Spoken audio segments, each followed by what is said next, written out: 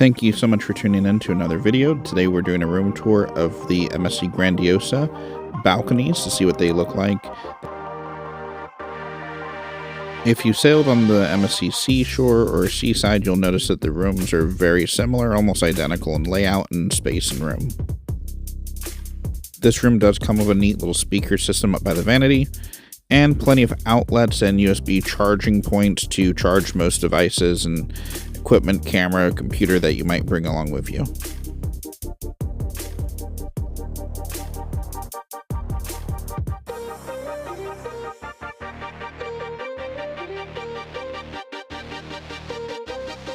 The TV in my room looked brand new. It was super thin and a Samsung, very good quality, and I could pair it with screen mirroring from my phone so I could play movies or anything I had pre-downloaded. On the left of the mini fridge, there's a small trash can with sections for waste, paper, and plastic. You do need to be mindful of it as it's easy to miss.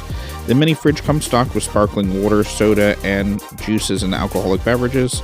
You can fill out a note there if there's anything in particular that you want them to keep your mini fridge or mini bar stocked with.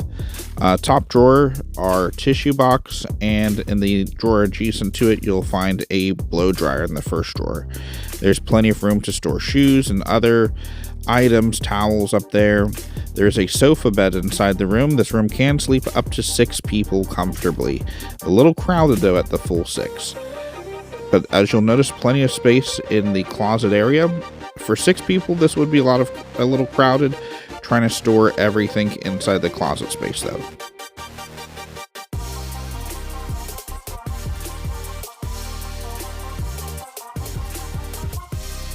A feature that's somewhat unique to MSC is there's buttons for make up the room and do not disturb, so you don't have to actually put a hanger on the door.